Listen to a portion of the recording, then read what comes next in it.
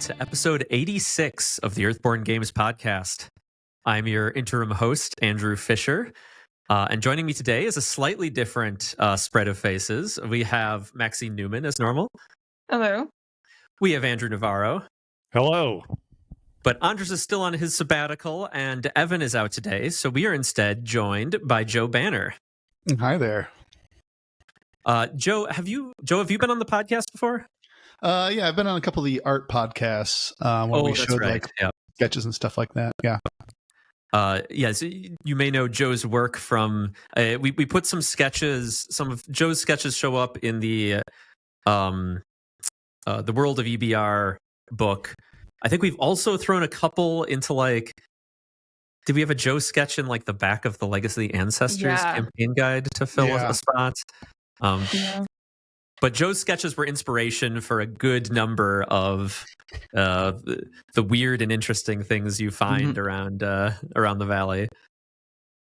Yeah, there's lots of pieces too that are credited Banner and Simonette, where Joe did the initial piece, and then Evan took it and brought it to ultimate final life. They look really awesome. Those are some of my I've said it before, those are some of my favorite ones in the entire game. Yeah, and if you have the Italian version of the game, you have two Joe sketches at the back of the campaign guide. They just had the way they staggered their signature needs. They had extra space. Yeah, they had extra space. So yeah, we threw an extra illustration in there. Joe, what was your favorite piece? What was your favorite sketch that you've done for Rangers? Oh wow, that's a great question. Wow. It was probably one of the pieces that never actually made it into a card. But that's it was one where there was a stilt horse and it had a dog, I think, which was the inspiration for the dog, and they were in a field, and the stilt horse had an umbrella. But yeah, I do know which piece you're talking about. Yeah, I really enjoyed making that piece. But yeah, other than that, I think probably my favorite one was the slug that's eating the mushroom. Oh yeah. Yeah. It's coming off the mushroom, and there's saliva coming off of it. I forget what that slug is called, but yeah. Ravenous Selenok. There you go. Yeah. Yep. Yeah. That one was really fun to work on. And Evan's interpretation, as always, was magical. So yeah.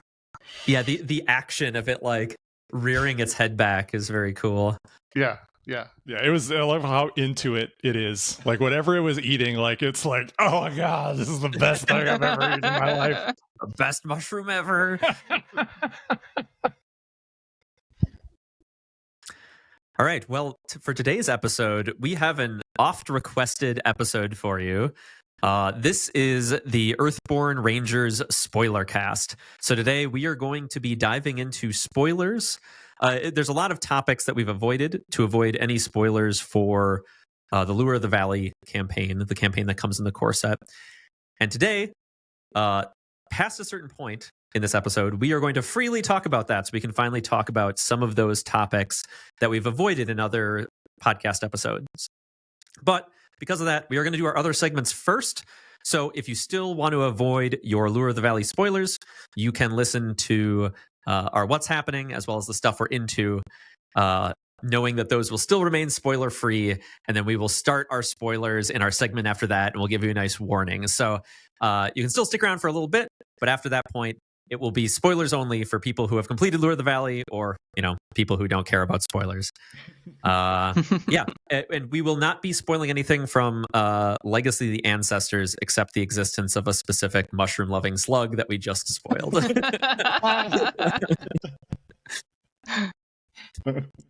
that count? Does that count as a spoiler? This card is in the game. Yeah, we've generally we've talked about some of the terrain sets already. It's any terrain set that shows up on the first strata of the arcology. Just a reason to get the expansion is to see my favorite sketch, right? Yeah, exactly. And you can go into I think Stan really loved that. Our one of our prolific solo players really loved that terrain set. So you too can go bask in the joys that is the fungal forest. There's a lot. Like I feel like the comments that I see in our Discord that is the most talked about thing, like freely discussed thing in the expansion is that terrain set. Like some people are just like, what have you done to us? I'm sorry, everyone. That one is directly my fault. Well, I kind of what you talked about. It's like it's really hard for the people who are trying to avoid taking any fatigue. Like, it's impossible. That was my advice to Stan, was just like, you have to, because if you want to try to clear everything, you're gonna get swamped in mushrooms, right? Like, you have to make some key sacrifices with the knowledge that like you can't just keep hanging out here. And you know, like, so certain play styles butt up against that a little bit. You just have to, you know, like get yourself to a situation where you don't have obstacle or dangerous in front of you, and then just go. Yeah, exactly. Yeah. Just get out of there as soon as humanly possible. Just tank all that fatigue and go. It's a good strategy for that terrain set for those of you listening.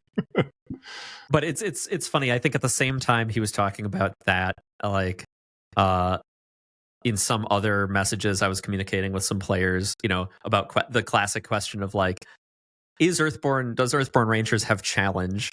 And like, you know, so on a different channel, I'm, you know, talking to this player who's like, I'm stuck. This is so hard. Just the juxtaposition is funny. Yeah, absolutely. There's plenty of moments in Lure of the Valley like that too, you know. Oh yeah, which we'll get into. Which we can talk about. Yeah, I guess we're here for Lure spoilers, not for Legacy spoilers. So that's right. All right, so let's go to our first segment of what's happening. So Andrew, what's happening? Well, I went to our stateside manufacturer and visited them last week. So I flew out. That was last week, right? But I did that. That wasn't this past weekend. It was the weekend. Yes, it was the weekend before. Yeah. Because you did it kind of at the end of the weekend, and so that was like a week ago. Yeah. Man. Yeah. Traveling on a Sunday morning is weird. Like, and then being gone on Monday and then flying back Monday night, like it just totally threw my entire week into disarray. Any disruption to the schedule is just it makes everything feel weird. But the visit was great. I think, you know, we went in there to really get a sense of the improvements they were making to the process, you know, based on the experience that they gained over the last, you know, year having printed the core game and other things. As I think everyone knows, wasn't at all pleased with the error rate on the products, like much higher than is acceptable, honestly. So in order to create more confidence in me and in us in sticking with them and doing future productions, I really need to see some improvement. And I think everything I saw was pretty great. So I got to see the entire operation, got to see the new machine in action. That was pretty cool. Got to see some people assembling things, you know, things that, like I mentioned on the podcast, were being made.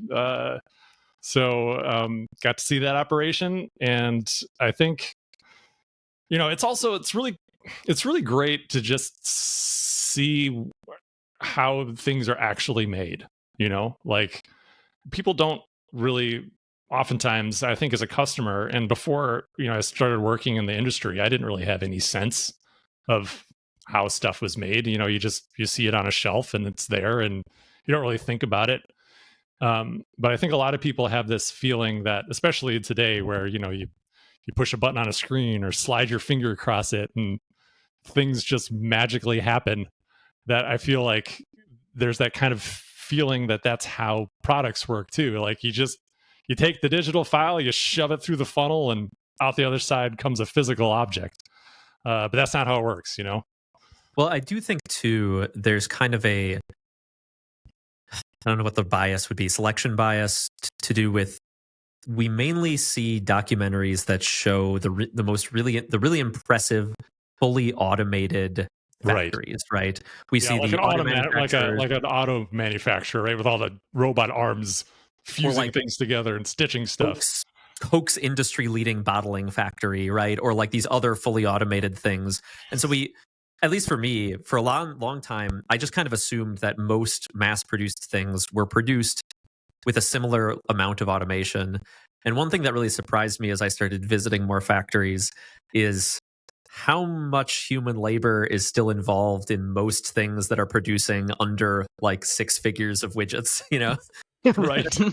Yeah, totally. Or something that's not, exactly, like just mass manufactured things, which, board games, card games are not that by and large.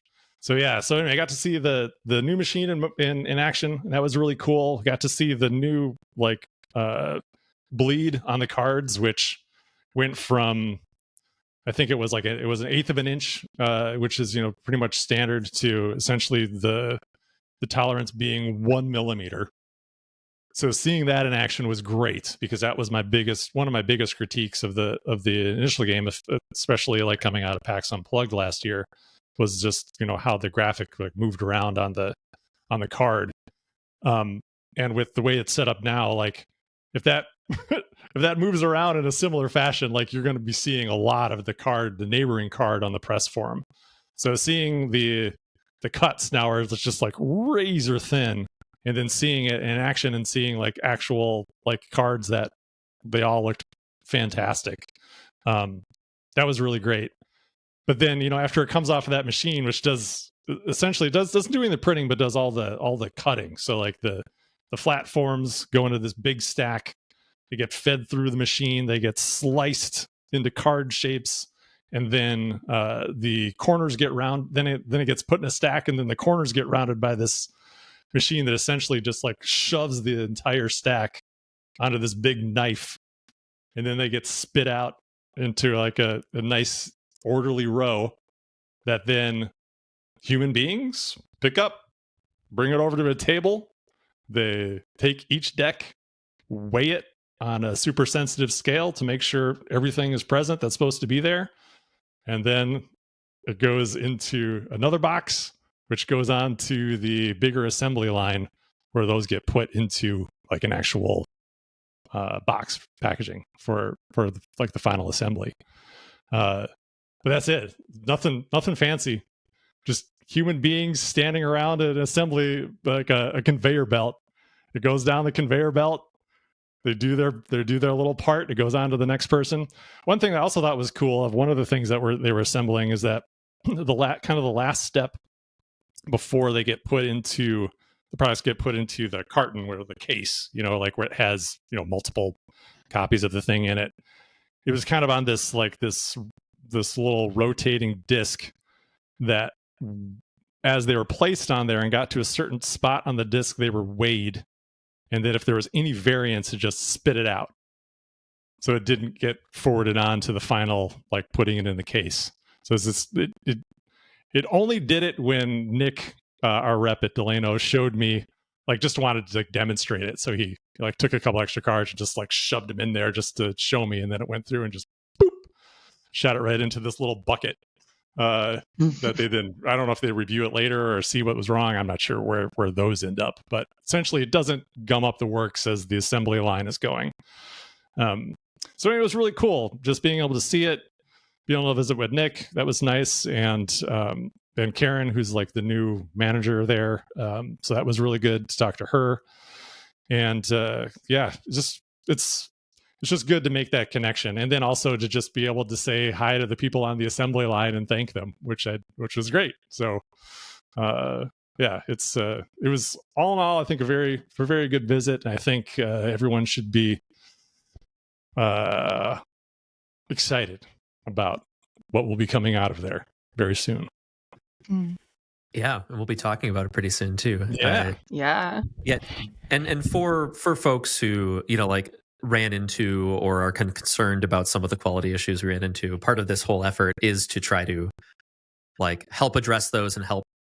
We are working to make steps forward, right? Like that talk of tolerances. 1 millimeter tolerance is like industry leading. That's really good. Most cards have like a 3mm tolerance, and that means that the cuts need to be precise to stay within that tolerance, which means some of those weird drifty cuts you could see on one of our last productions will hopefully be completely non-existent, and they basically have to be because of that tolerance. And then all of those weigh steps Andrew mentions as well are extra QA steps to help with the other big error that we saw recently was mispacking, missed cards or things like that. And these scales are sensitive down to the card. And so that can help us by introducing all these extra weigh steps.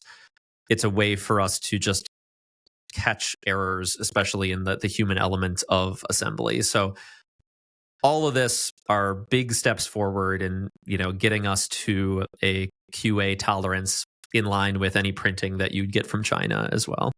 Yeah, exactly. Mm-hmm. Progress. Watching the video that you took of the machine and watching like the cards go through and get cut was like mesmerizing. It's just so cool. It's pretty cool. It's amazing how fast it goes. Yeah. It's I was very surprised by that. I thought it was going to be like more slow and methodical, but it was just like like yeah. That's cool. It always surprised me too. Like I'd pictured, I'd seen press forms that punch out like packaging and things, right? Like the knives that do that. Mm-hmm. And I'd always kind of envisioned the card cutting like that. But both the old machine and this new one, cut on rollers. And that I mean, once you see it in action, it makes sense, right? It's way more efficient. But that did surprise me as well. Like it's very cool how they can get a millimeter of tolerance on these things that are rolling down so quickly. Yeah. Yeah, it does require a lot of supervision though, because in the end of the day, it's all physical things. So like one of the things that they were dealing with when I was there was they were essentially like doing some maintenance on the machine. I think they were like sharpening the knife for the corner cutter. But because they were doing that, the press forms were like sitting, the stack of paper was like sitting there for a while. So they ended up kind of like getting stuck together. So when they started up the machine again, like some of the forms were kind of like, I don't know if you've ever had like a home printer, like sometimes it'll like grab two sheets and like bring them up, and then you get like this thing where you have like a thing printed across two pieces of paper and it just looks like garbage and you have to reprint it. Like that, essentially that same thing happened when they first spooled up the machine. And I learned that static electricity, while that's sitting there, can like build up in between the pieces of paper so that they'll end up like sticking together. And the solution is you just like pull up the sides of kind of like the using your thumb on the edge of a book to like flip the pages. Yeah, like a flip book. You just do that to like bring in some more air and like loosen them up. And it reminds you again, like it's just a physical thing. It's just paper. And that the solution is just to you just kind of like brush it a little bit with your hand and it's fine. It's pretty cool. I'm sorry, Maxine. When I printed those prototype cards you needed from me this week, I didn't first aerate your paper, so I apologize. How dare you? How dare you? Yeah, so for those at home watching, Fischer is printing out all of my cards because my printer sucks. I was literally just thinking as you were talking about how it grabs two sheets that like my printer jams if I breathe on it wrong. Oh. That's what our printer's like too. It's terrible. I can't stand that thing. Every time I need to use it, I'm like, oh god, I hope it works. Hope we have ink. I bought basically the same color laser printer that we had back at FFG. It's the printer itself's pretty reasonable. It's the toner, like especially when you get the high capacity toner cartridges, they're ludicrous. Each individual one is more than the printer costs, and you need 4 of them for CMYK.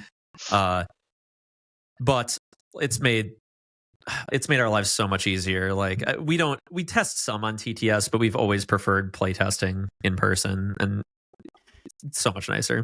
Yeah, just for fun, the other day during the staff meeting, I did look up plotters just to see what they're going for.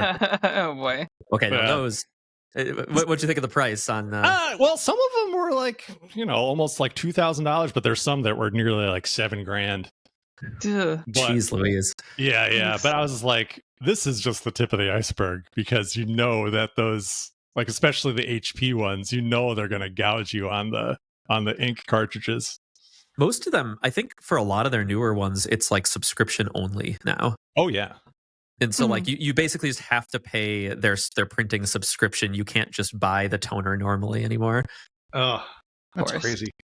Yeah. The subscription for like a physical thing, just, I don't know. Good for you, HP. You did it. Do they? All right, grumble. You win. For now. All right. Do we have anything else happening? Is that our only thing that is happening today? I think that's the biggest thing happening for now. We have, obviously, as we say every week, we always have more things happening, but oh yeah, for sure. All right, sweet. Well, then we are going to transition just to our fun segment, doing it early so that we can do the spoilers after this. It's time for stuff we're into. Do we say we now have a giant parenthetical in the show notes, or things we're excited about in life? That can go said or unsaid, whatever you're feeling. But it's time for stuff we're into, and I thought we should start with our guest. Joe, you're not in the show notes, but what are you into lately? If this could be games, books, whatever you've been into. Yeah, sure. So I just finished a book, actually. I'm a big Martha Wells fan. The Murder Robot series, but she wrote a book called City of Bones. It's one of her older books. I just finished reading that. That was pretty good. Not her best book, but I enjoyed it. What's it about? It's like a post-apocalyptic future at the time. I think it takes place on Earth, but there's like these elders who create this race of people that are supposed to survive in the wastes. And they usually live apart from other, but the main character lives with the other people in this big tiered city. And they look for antiques they call relics from the time past, and they sell those, and that's their whole deal. And then they get into the big plot of the story. But yeah, it was interesting. It kept my attention. But if you watch the Covenant podcast with Andrew, they talked about a book called Incal, which is a graphic novel by Mobius that I got from the library and I've been reading now, and it's really interesting so far. It's also a future kind of big city, kind of because you wondered if you got inspiration for that for Hub World. Mm-hmm. But yeah, it's been really cool. I really enjoy Mobius's art a lot. So yeah. Yeah, Mobius's art is super cool. Yeah, it's we were talking about that, how like if you read it, like when I read a graphic novel, sometimes I go too fast. But that art just makes me slow down a lot because I have to look at each panel and like there's so much detail. It's insane. Yeah. And it's really cool.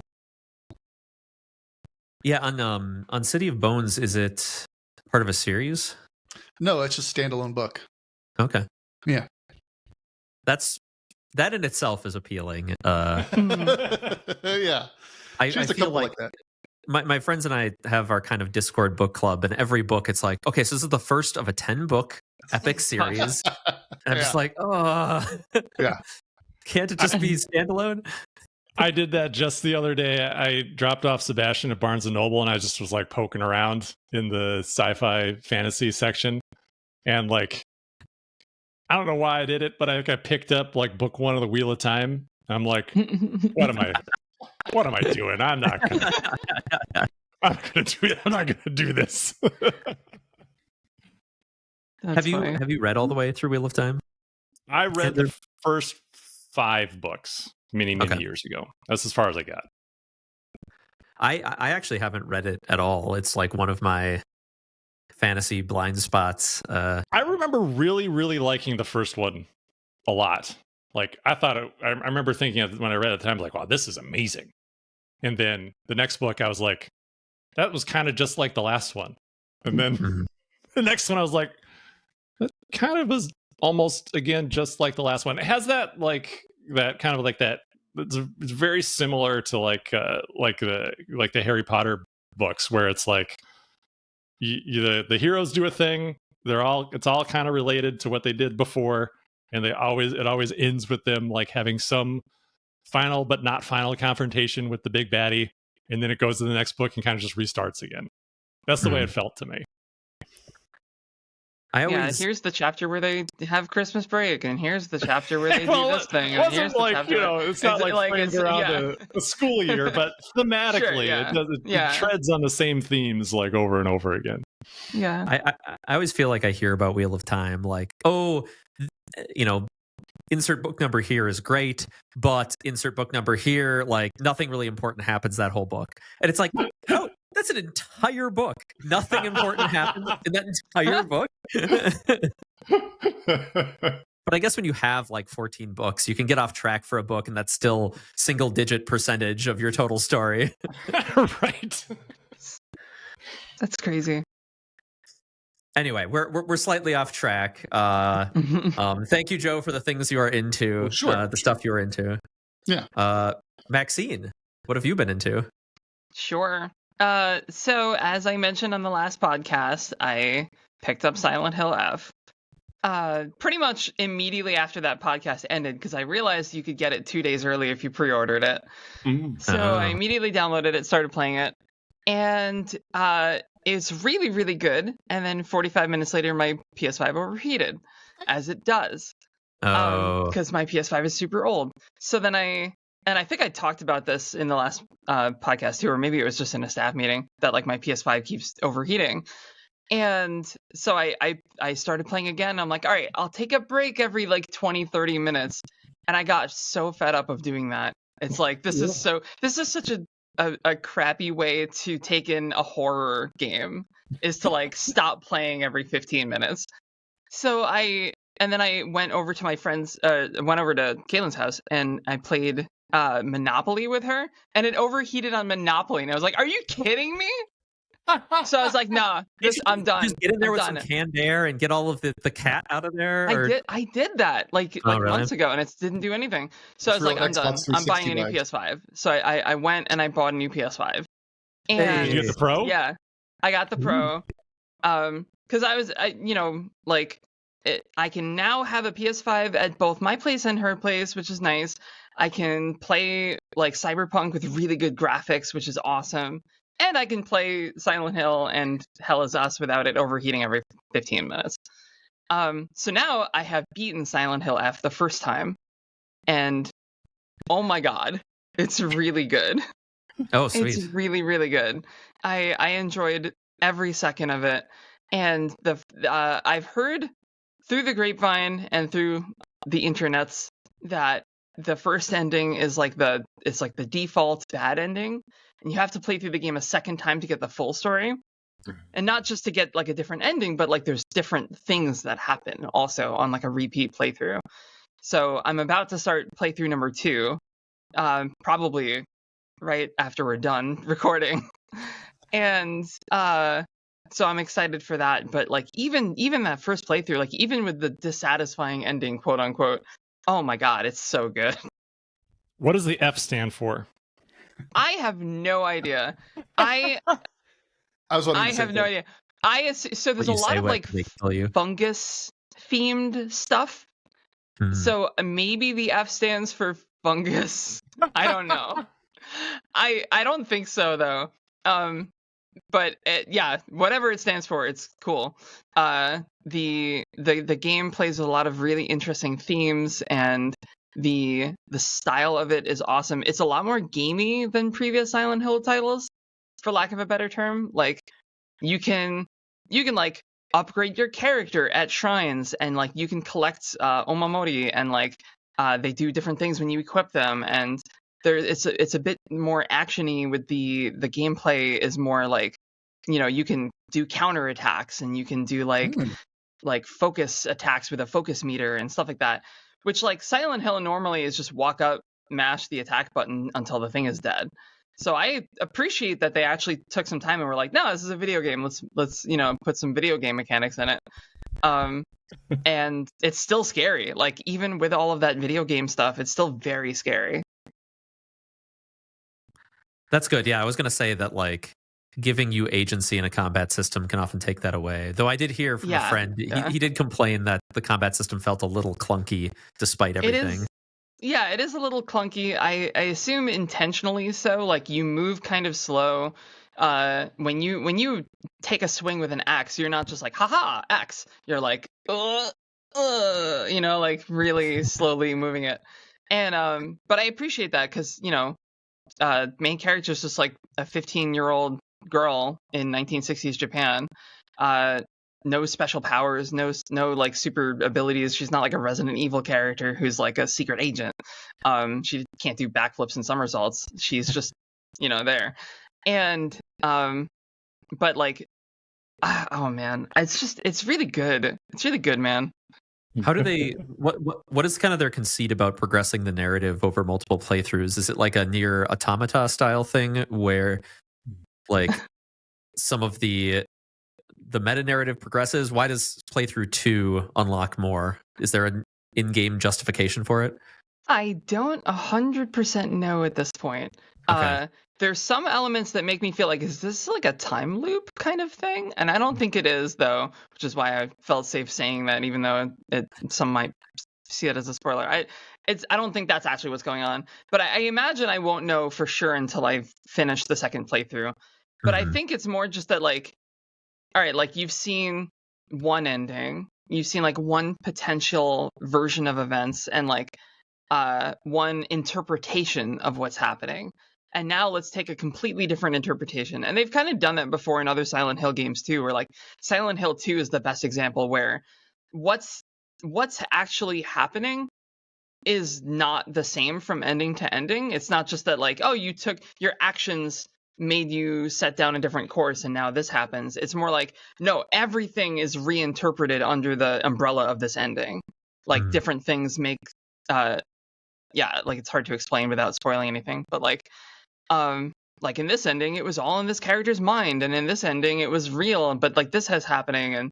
And so I assume all the endings will be like that. There's like apparently 5 endings, which includes the typical Silent Hill joke ending that there's always a UFO ending where the aliens did it, which is like a joke ending. So one of the endings is marked as the UFO ending. I was like, yes. Do you think there's players who play and only get the UFO ending and think that is the true ending? Usually the UFO ending cuts the game short in like a couple hours, and is pretty obviously just for fun. You know what I mean? So I doubt it. You also have to kind of go out of your way to do it in most of the games. So to answer your question, Andrew, or maybe not answer it as the case may be, a quote from the director says, "We have a lot of different meanings infused into that F, but that's something we would like to leave as an open-ended question for the players to explore and come to their own conclusions. So I'll refrain from elaborating on that further." So interesting. You tell us what the F means, Andrew. Yeah. F's for fuck.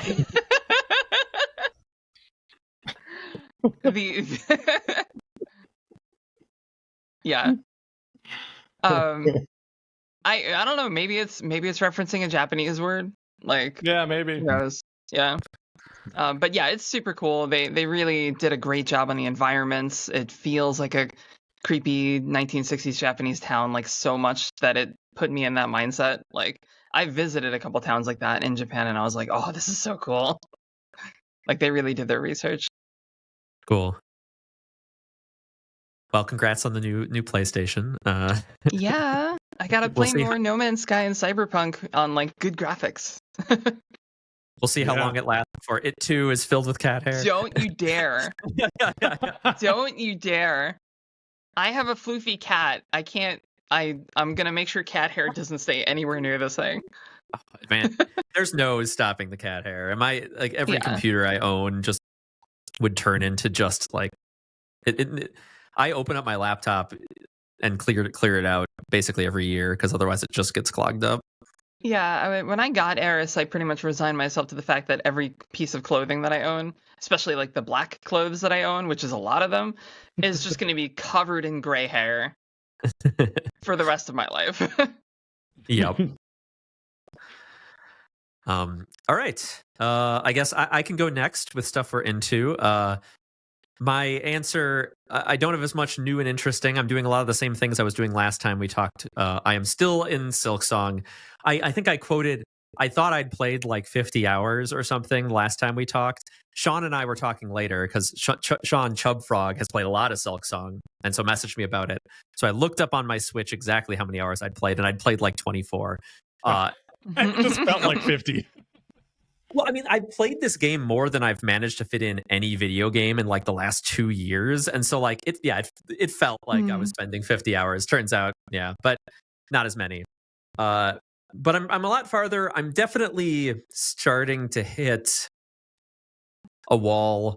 Like the difficulty has ramped up, and like I still kind of stand by my hot take from last time, but like I'm definitely hitting that wall where I'm grinding on some fights and like getting a little tired of it. I'm right at the end of the Citadel, for those of you where that matters. Like, but there's like a couple bosses in a row, and one of them has like this elevator that you have to go every time you want to run back to it, which is just boring. Like, and I really want to play Hades 2 because it's out now. It's so good. I also have been, I played that in early access, so I've played a lot of it already, even though it just came out, and it's very good. Is there new content for the full launch that you haven't seen yet, Maxine? Yeah. Or have you? Yeah. Okay. All right. I haven't. There's like an actual ending to the game. You know, similar to how Hades 1 like has an actual concrete ending, and then you can keep playing afterwards. But like, it's not just like, oh, I beat the final boss and then it's over. You have to beat the final boss like many, many times to get the actual ending and have credits roll. It's the same thing in Hades 2. Like, I've beaten the final boss technically, but I haven't rolled credits because I haven't actually ended the threat, you know? Yeah, that makes sense. Well, I'll let you know when I know if I ditch Silksong at this point, I'm never going to be able to get back into it. So yeah. We'll see when I jump over, but I will let you know when I jump over to Hades 2. Heck yeah. The more novel thing, I guess maybe not novel, I think I've reported on doing this a couple times in the last few months that I did, is this last weekend I played another 7-player game of Twilight Imperium for a friend's birthday. Having me run TI for the friend group has become kind of a tradition because they now know I can get it done relatively quickly, hour per person. So it was still a 7-hour game, but by TI standards, that's pretty good. That's pretty good. Yeah. Man, that'll fly by. 7 hours of TI is. It really did. Yeah. Well, it does, yeah. I hesitated to post about this on social media because it would make me look a little insufferably bougie. But our friend Sydney, she loves fancy food and she loves cooking, and so she didn't play. Instead, as we're all playing, she was just cooking. And she brought us lobster. She brought us Wagyu steak. She brought us like this smoked pork belly. And it was just like she'd bring these like little plates of this different fancy food like every hour or two. And she had cocktail pairings for each course. Like, that's amazing. I joked, but I think we legitimately might have been the best anyone has eaten while playing Twilight Imperium ever. Yeah, usually you just eat like Doritos. Like the difference is staggering. It's making me want to play now for sure. Yeah, definitely. But yeah, so it was a fun game. I normally I'm in the running. I'm pretty decent at it, but I played the Ghosts of Creus this time and fell victim to the classic. They're this faction that's very good at the wormholes, and so they can basically create wormholes all over the galaxy and teleport wherever they want, which sounds powerful, but most other factions have some like edge in combat or commerce, and if you can get everywhere, that's okay, but usually you open up ways for everybody else to get to you, and if you don't have that edge otherwise getting everywhere is not that great when the people on the other side can kick your ass. So it's Dane, the designer, his favorite faction, and he would often in our playtest fall victim to this thing. And I fell victim to the exact same trap Dane did, which is like I overextend and I'm not strong enough to deal with it. And I fell out of the running. And now the same guy has won the last like 2 games. So we've really got we have planned. our next one, two of our more aggressive players are planning on sitting on either side of him on our next game just to ensure this doesn't happen again. This is maybe a bit of an inside joke, but when you said that, my gut reaction was like, wait, really? The Ghosts of Koreas are Dane's favorite faction? No way. I had no idea. I know. But the new expansion's coming out fairly soon, I think. So we'll probably play a game with that too when it comes out. Though my perfectly organized box doesn't have space for it. Yeah. When you do, if you play the new game mode, there's a new mode that's just like a completely different way to play the game. I'm in. Like, invite me. I would love to play that because that game mode is so cool. I'll let you know. Yeah. We'll see if we can get Sydney to cook for us again. Then. Oh my gosh. I'll have to get off my diet before then. Yeah, it was not diet friendly food. I will tell you that. All right. Well, that brings us to Andrew.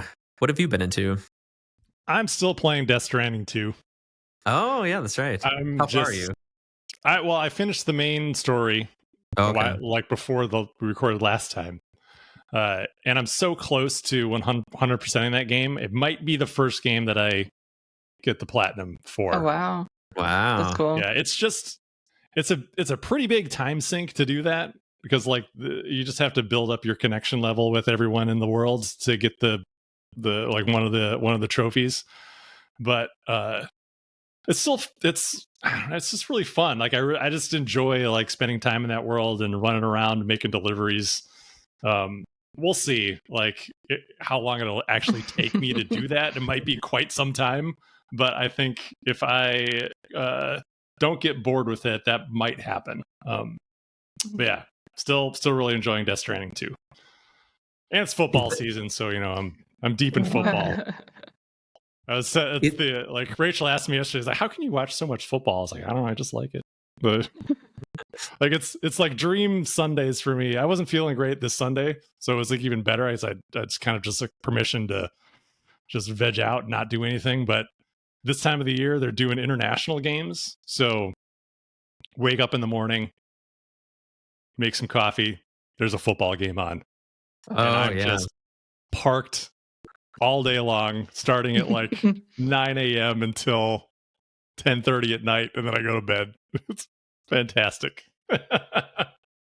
What do you do during all of the commercials? Do you sit on your phone or what do you? No, so I actually I got YouTube TV to watch the games a couple of years ago, and it's awesome because it's just essentially like a DVR, old DVRs. So I'll just join the game, I don't know, 20, 30 minutes after it starts. Oh, and then I just fast forward through all the commercials. And you kind of catch up to live by the end of the game? Yep. Usually by the very end, I'm caught up to live, but it's awesome because it's just a football game without commercials just cooks. Oh, yeah. It's pretty snappy once you remove all the dead air. Yeah. Yep. So that's pretty much what I do. But sometimes I do get stuck with commercials, and man, it's I tell you what, it's a window into a world. Don't get me started on AI because I will cut a lot of that. We were just talking about stupid AI ads before we clicked record. Yeah, the Google will find you true love ad is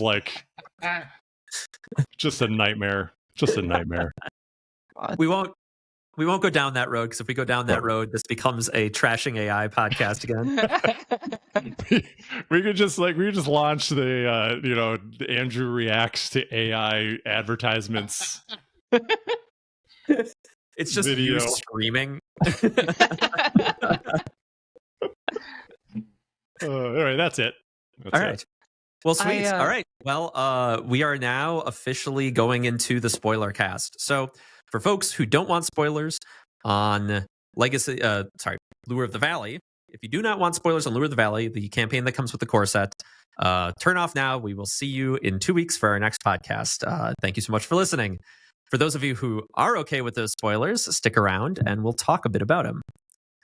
All right. now that we've cut some percentage of our viewership, let's dive in. So the impetus for the reason we decided to do that this week was actually one of our community members, Bren, or I guess in his report he calls himself Speedy Ivan. His character is Speedy Ivan. Posted a report detailing a speed run he recently did of the entirety of Lure of the Valley, trying to do it in as few days as possible. And we thought this was really cool. We kind of wanted to talk a bit about it. And we'd been meaning to do kind of a spoiler cast for a while. So this was a good reason to do it. So yeah, it looks like he ended up doing it he completed Lure of the Valley in just 9 days, which is pretty good since it starts around day 3 days in. And so that's really like a 6 to 7 day turnaround on the whole campaign. Yeah, and his goal is to complete the final mission on that day, the Journey Low Tree Station, right? Yep. Which is like, we don't even kind of consider, that's almost like slightly the epilogue. We have like the 100% mission that you can do after that. That's kind of like, we actually title an epilogue, but that's like the 100% achievement, as it were, where you get a special reward. But really, like the finales are the big climactic missions that you do down south, and then going back to Lone Tree is just kind of your denouement, your wrap up kind of thing. Your denouement. Yeah. Yeah, we still have to record that for the playcast. That's true. You and I were going to do that, right? Yeah. We'll still do that. I think, like, I was just chatting with Joe about that today. It's like we still need to like dive into Legacy of the Ancestors too. So like that, I think would be a fun lead into that campaign playthrough when we get that rolling. Yeah, that's I kind of wondered, like, we could, this is probably more of a work meeting discussion, but we could like, there's probably things we could do to make our recording of Legacy more efficient to like, you know, procedure, make it more of a procedure to make it easier on us, I think. Yeah, perhaps have a studio space. That would be great. Yeah, maybe. That would be nice. But yes, so this speed run, Maxine, Andrew, Joe too. I don't know if you looked at it. Did you look through the report? Do you have what reactions did you have after reading through it? I mean, my first reaction is just that it's so cool that this is a game that you can speed run. Like, just like I've followed speedrunning in video games for a very long time, and even though I can't do it myself, I'm terrible at it. Ever since like Super Metroid for the SNES, I've always thought that that's just a really cool way to engage with a game. And the fact that this is a tabletop game that you can do that with is just kind of mind-boggling. Like, there's not a lot of other games like that where that's even a possibility. Are there any other games where that's a possibility? I mean, there's a lot of games. So sure, the odds are good that there's something out there, but I've never heard of one that you could do that with. Some of the other open world games you could speed run to a degree, and some scenario based games you could kind of like speed run a scenario. Certainly some of our playtests of Mansions of Madness scenarios could be considered speed runs in ways as we tested them. Yeah, I guess more in the traditional video game sense where you're just playing as fast as possible. Mm-hmm. There's one campaign in Arkham that you can technically speed run because it's more open world, and it's like a globetrotting campaign, and it tracks how many not how many days, but how many like units of time you've spent. Mm-hmm. And that one you can technically but you can also just skip to the end. So it's kind of it's a speed run in which we do the Chrono Trigger thing of letting you just skip to the final boss at the very beginning if you want to. Okay. Yeah. It's also interesting. One of the things I thought was interesting here was Bren set up and defined some very specific rules for this as well, because there's like a deck type, the kind of infinite day deck as people title it. Basically, there's a couple cards that maybe reverse our timer more than we should have done. Meditation Pillow in the core set, and then Tale of Two Rivers. Chub Frog has found a couple ways to abuse that in Stewards of the Valley. Since that kind of reverses our timer of your deck, you can kind of abuse it to potentially have like an infinite day, right? And so Bren kind of banned those cards. So he banned Book of Great Deeds, Meditation Pillow, Personal Travelogue, and the Tale of Two Rivers, so that there was no reversing that clock, which I thought was kind of an interesting thing, because you could probably theoretically, well, here you do need to tick over the day a couple times, but you could do it in a very low day count. And Legacy you can theoretically do in a single day. With this is all kind of theoretical, but it's not really a speed run per se. In fact, gameplay wise, it's almost more of a slog, because you're doing so much maintenance of your stupid infinite day that you're barely playing the game. Yeah. I remember when Sean was testing that out, and like if there was like one misstep ever, the whole thing came tumbling down. Like if he takes a single injury, And in Legacy, which is like, he had to walk the razor's edge on a couple of those. He couldn't quite do it though. Sure. Like I don't think he made it. I don't think he did it. He could have done it in theory. The theory is sound, but it did fall down a little. But yeah, so I really liked this. I liked kind of him banning some of those cards to kind of create this, to our discussion of like, what other games can you do this in? I think one nice thing about the way Brennan set this up is it gives him this nice, appealing quantifier of like days spent, which is a nice measure, right? Like, because I was thinking about other games like Sleeping Gods, where there's kind of forms of this that you could do by like hauling to certain milestones, but because of the way it's set up, you don't have that like speed timer in the same way. And similarly here, if you're infinite daying it, you lose that kind of your day count speed timer, and then you have to like count rounds or something, and that's way less interesting and way more fiddly. So yeah, I think I like how he set this up to create that kind of appealing, how many days can you do this in counter. Yeah, and I also, I really like the, not only like setting this goal of like trying to do it as quickly as possible, but making those limitations. Like it's precisely the way I hoped people would begin to engage with Rangers as they became like familiar with it, as like ways to just experience the game in a different way, and to set challenges for yourself. Like that's like one of the design goals, like really early on. I remember us talking about that. I don't know if I've ever talked about it on the podcast. I feel like I must have. We're 86 episodes, which is wild, by the way. That blew my mind when you said that. Surely we've talked about it. Yes, surely. In those like 320 hours of podcast. Oh my god. But yeah, having that experience, like those experiences playing like Fallout and Skyrim, where after you play it enough times, I was just like, I'm just going to try. Like Fallout 3 for me became like, I'm going to start playing with, I'm just going to walk out naked into the wasteland. Whatever I find, that's what I'm going to do at this play session, and I'll just use whatever I come across. And that was a really fun way to play. Or like in Skyrim, where I was like, I'm going to play no magic items, and try to play it that way, and like stick to it. And like the things that emerge as you play in that way, it's just very different, and the way you experience the game is totally different, and even the way you experience the narrative moments can be very different. That I found. I thought it was really, really cool. So, so I love that Bren did this and then broadcast it, and hopefully, and there's some discussion of people like, oh yeah, I want to try that now, or like even introducing like new variables to try to make the speed run even more difficult.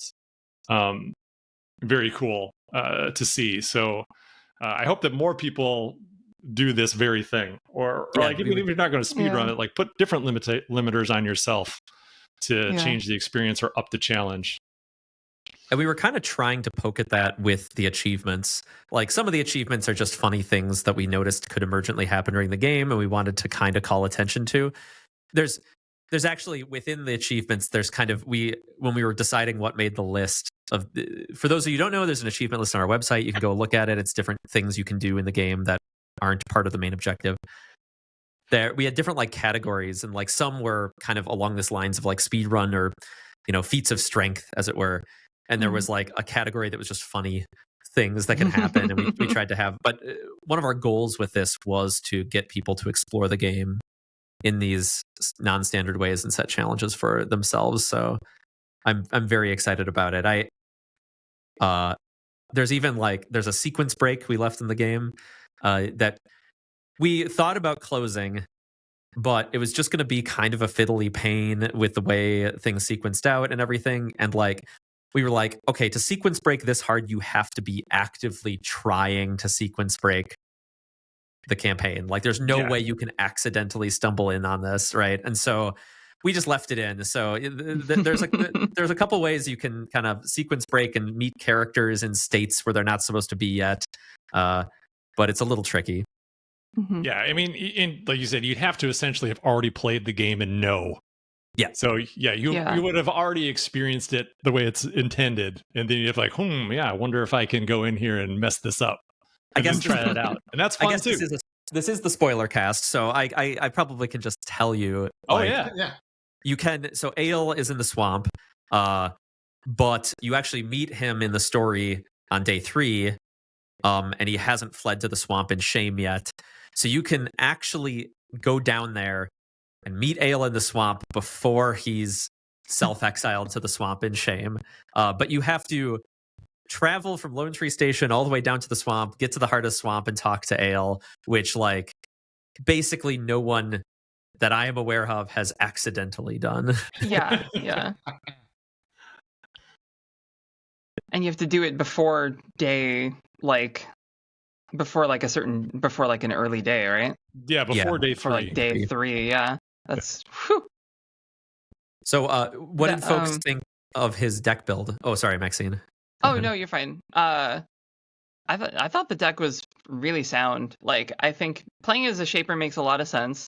He did mention in his write-up that playing as a shaper means you kind of lose one card out of your deck because you start with your conduit in play. But it makes sense to get access to some really powerful effects seen through cycles to be able to pull whatever card out of the path deck you need, and certain cards that let you just like root snare to dodge things and stuff like that. So it made a lot of sense to me. Yeah, seen through cycles is the thing I think that really is probably was likely probably did a lot of work for him. Yeah. Because of its just ability to get whatever you need out of the path deck pretty much at any time. Obviously, as long as you draw the card. But yeah, then also going with adherent to the first ideal so that he can manage the challenge icons coming off the challenge deck too. I think another way of preventing mishaps, unintended mishaps. Staff of the Wanderer for some. Yeah, that's not as. I don't think it's as quite our most popular shaper build, but Staff of the Wanderer. Not only the 3 fitness for getting around, but then be able to direct add progress through the staff. Directly adding progress and harm is so powerful that staff can do a ton of work for you. Yeah. So I was surprised when I saw the build wasn't a explorer, but it makes total sense. I think this combo is pretty solid. Yeah, explorer and spirit. Mm-hmm. Yeah, this is the closest you can be to an explorer without actually being an explorer, though, right?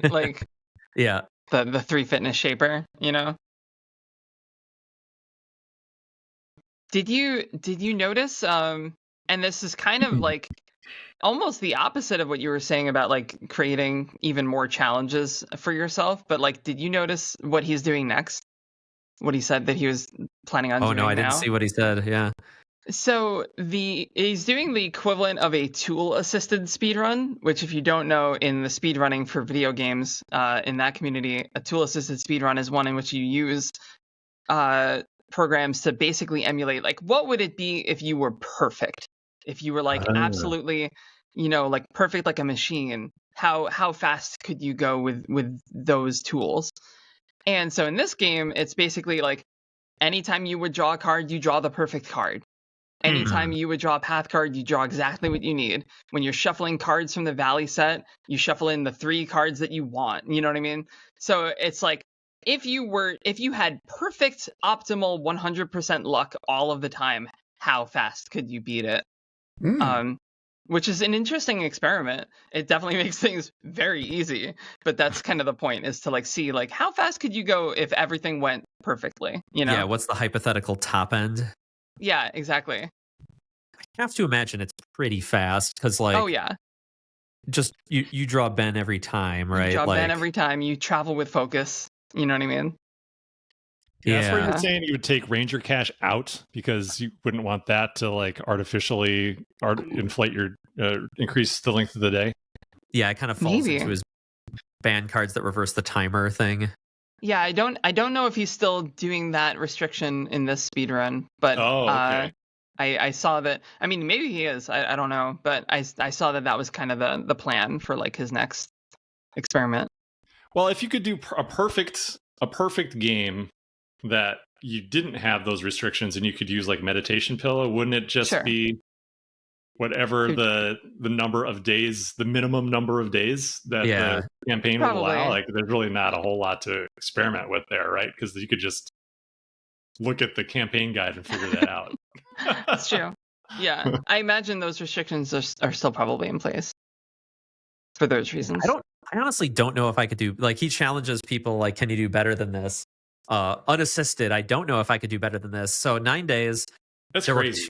There were 2 different days he traveled 9 times, which in solo is doable, but like is pretty impressive. I don't like. I think the fastest I pushed it during playtesting was like 13 or 14 days, but like, so I'd have to shave like what, 5 days off of that? Like, that's pretty wild, you know? Yeah, I think the first time I played through, I think we beat it in around 19, 20 days. But we were ADHD brain, like going like, oh, this sounds cool. Let's go this way, you know. Like anytime someone popped up out of the path deck, I haven't actually tried to speedrun Lure of the Valley yet, so I don't know how fast I could do it. Yeah, at the like my 13, 14, I wasn't deliberately speed running per se, but it was like trying to beeline the story, you know. And, yeah. So I could probably trim a few days, but 5 seems like a tall order, to be honest. Yeah. And I was playing with my solo explorer deck, so this shaper is strong. I think that could help quite a bit.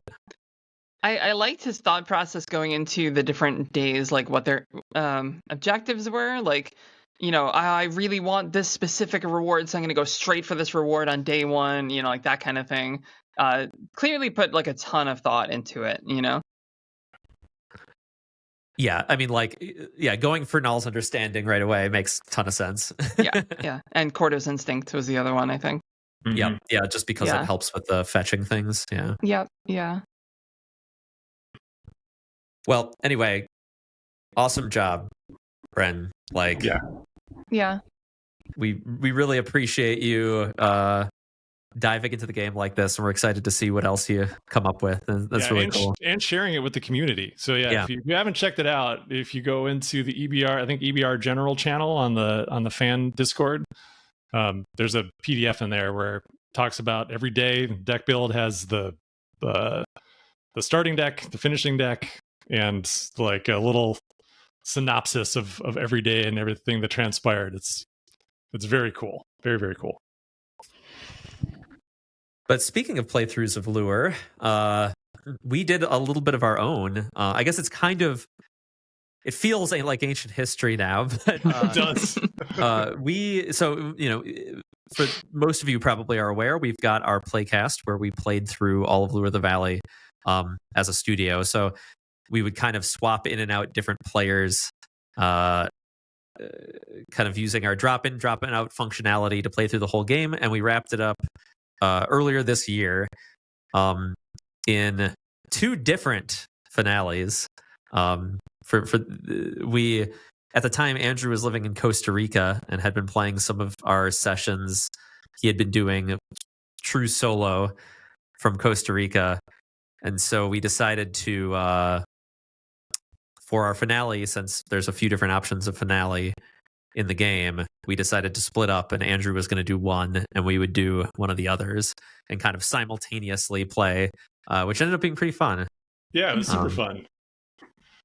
Yeah, so I guess like you said, Andrew, we haven't filmed our very final episode of this, but considering this is mostly wrapped up, how do you feel after having done our playcast together?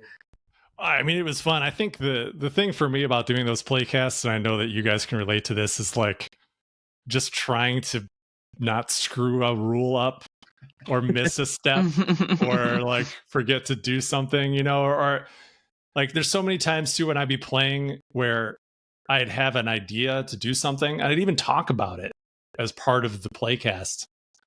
And then I would immediately forget what I was doing and then like do something else. Because you know, especially like playing solo, like I'm trying to manage the shot and make sure that I'm recording everything, and then you know that I'm like talking and being entertained, trying to be entertaining, and meanwhile trying to play a game and be like strategic. That's my pervading memory of the experience. It's like just trying to keep it together, bring things up. Yeah. Yeah. But yeah, I think overall it was super fun. Yeah, and the thing that I continue to love about this game is that, you know, that I've played it so much and worked on it so much that still having fun with it is meaningful. I think that does say something about the replayability of the game.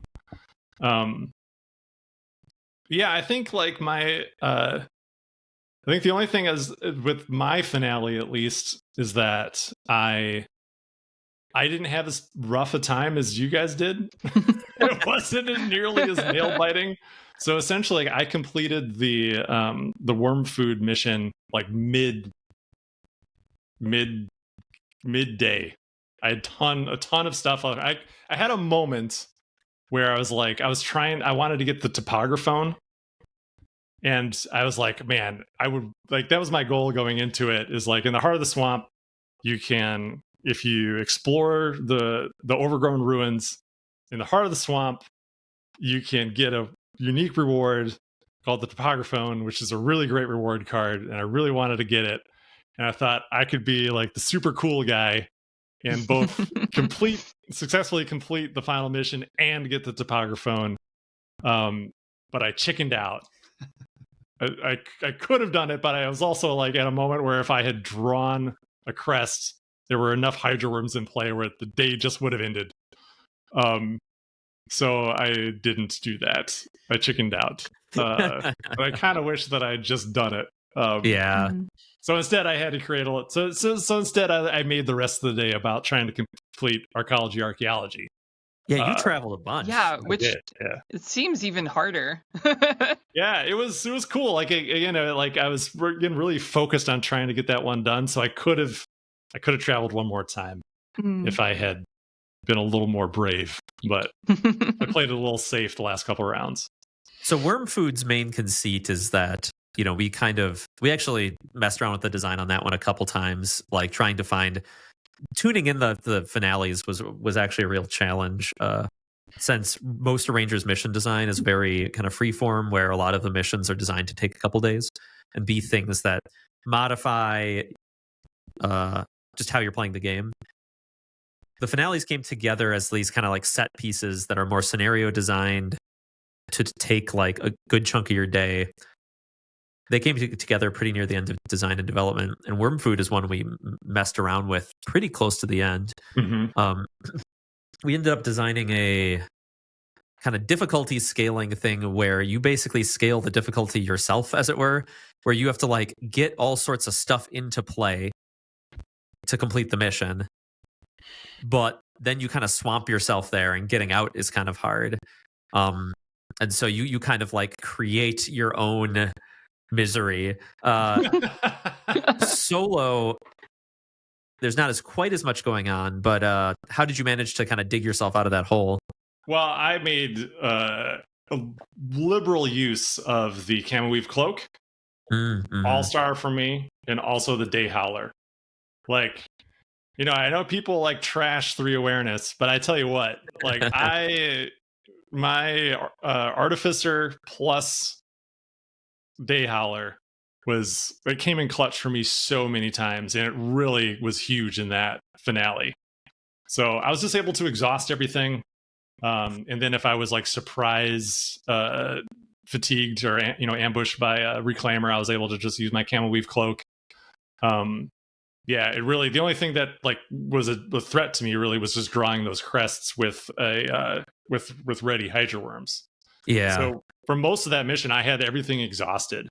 So I had a bunch of stuff in play, but it was almost all exhausted until that last moment where I was like kind of hemming and hawing about whether or not I wanted to try to do the test to do the topographone. But I also got very lucky where I had a reprieve at the beginning where I was able to get a bunch of where I was able to get all my progress on the location. So I didn't really have the issues that we encountered when we were like designing it, where we were like, you have to get a bunch of stuff and then you have to get out of there. Yeah. I was able to get in solo, traveling is generally relatively easy. So getting that progress on there early was huge. And then it was just a question of when I wanted to leave. So yeah, Camel Weave Cloak, Day Howler were the big ones for me. Well, yeah, to your point, we had a less easy time. So we were playing, we were doing Ale's finale, which I always screw up. It's not, so Rising Waters is the early, Washed Away. Washed Away, yeah. Is where Ale is trying to wash the reclaimers down the river. And so you're trying to kind of manage, it recontextualizes the flood from the third day mission, where there you're trying to save things from the flood. Here you're trying to actively wash things away using the flood, and kind of tries to flip it on its head in the finale. Player scaling on that one maybe could have used a little work. It is harder at 4 players than it is at lower player counts, and we played it at 4 players for our playcast. How coming out of that session, Maxine, how did you feel? It was, oh god, it was so tense. It was in some ways like the most fun I've ever had playing Rangers, because it was just like every single draw was like, like what's a good, there were at least I think like 2 moments near the end that like a crest would have just ended the day, and a sun would have won the game, and a mountain would have just been like keep going. Yeah, and then we keep drawing mountains. And it was just like, and we just kept drawing mountains. It was like, oh god, just end the misery. But it worked out. Like we had the most epic finale where we drew that sun and everyone threw their hands up and rejoiced, and like it was perfect. But I do think that some of our decks were very well tuned for just in general. Like I thought my deck was like really came in clutch in certain points with like some of the manifestations that I had. Mm-hmm. And I'm trying to remember because it's been a while. I remember that Evan made like 8 or 9 remember tests because we just needed to draw icons. Yeah. And then at a certain point I was like, you better be careful because your deck is probably running low. And then he counted his deck and he was like, oh, I have like 5 cards left. Yeah. Yeah, I'm glad you said something, or that would have been a very anticlimactic finale for our playcast. Yeah. Well, the really anticlimactic finale would have been if we couldn't, if we had stopped recording when the cameras failed. I know. I was so mad about that. Oh, good.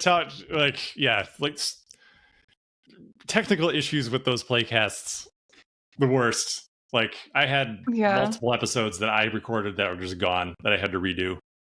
It's because like we're just recording on like phones and stuff, and like so you have like 2 camera angles down at head level when you have 4 players. You have the above camera, and then you often are recording audio on separate devices, and you better make sure that none of those devices run out of space, out of battery, or just randomly decide to turn off because of some update or some shit. Like, oh god. I remember you always had to record with a certain resolution or frame rate so that it wouldn't like fill up your storage in like one video. Yeah. Yeah, the 4K 60 would just wipe out the like But yeah, no, I am glad, I'm happy that finale was so tense.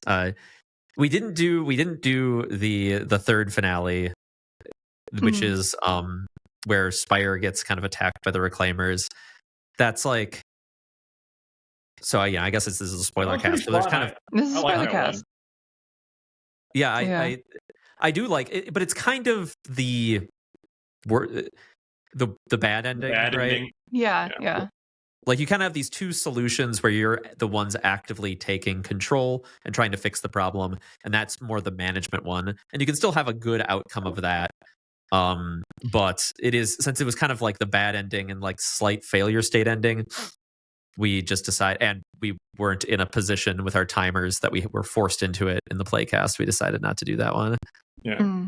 What ending did you guys do, Joe? My 4-player group. I think we did the washed away ending, if I remember correctly. Okay. Yeah, and it was like we did 27 days, and it was we did a connectedness of all things run. Oh wow, nice! But of course, we accidentally let the whole valley flood because we didn't catch on the campaign tracker. I don't know. We just must not have looked at read that entry on that day, and we just like, oh, let's go catch quiet. So, yeah, we tamed Umbra and quiet, and yeah. Then I was like, where's the main plot line? Like, we haven't come across it yet. And I was like, okay, well, we're just gonna say that we let everything flood. So, yeah, awesome. But did you end up getting connected? Connectedness in all things, for those who you don't know, is the reward that you unlock if you complete the our 100% kind of epilogue. Did you end up unlocking connectedness in all things? Yeah, nice. we did unlock it. Yeah, our last mission I think was the find Tala's home. Because we went to three different places, and we're like, screw this mission. I'm not helping Tala anymore. I don't think we would have done it. To give you kind of hints, like, oh, I like this kind of place, and each one is supposed to point you to the right answer. But yeah, that one's definitely the most brutal of our side missions or side activities. I mean, yeah, the fact that she like bails when she's like, thanks for showing this place. See you later. Like, oh my God, traveled 5 times to find this. Yeah.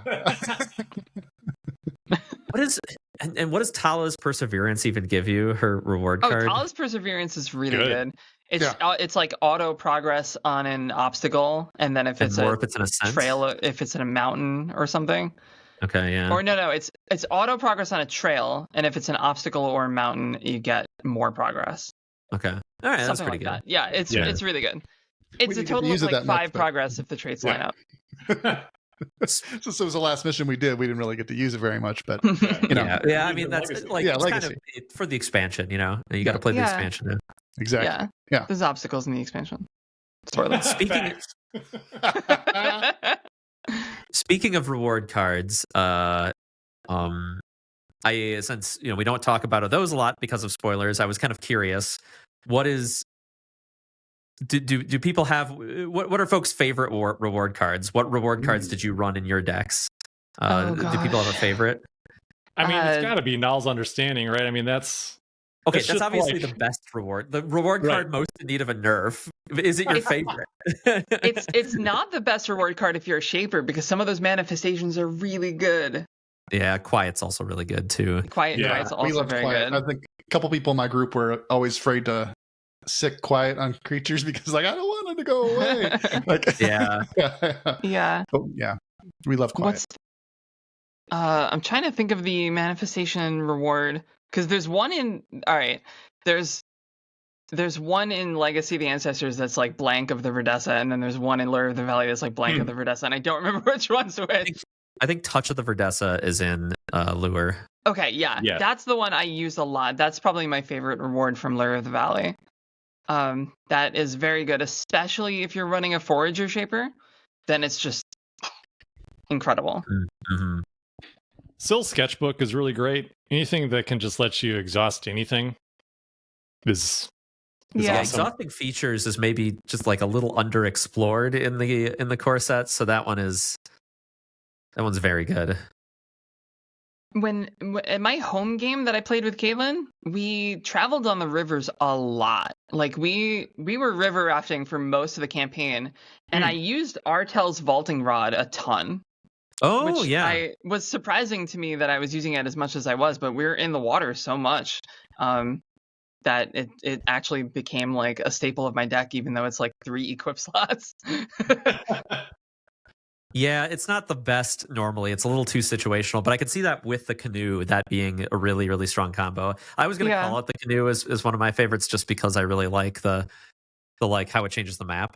But I think my favorite reward, not from like, if we're talking power level, Null's Understanding or Quiet probably win. But I love Probability Compass. Probability Compass is great. Yeah.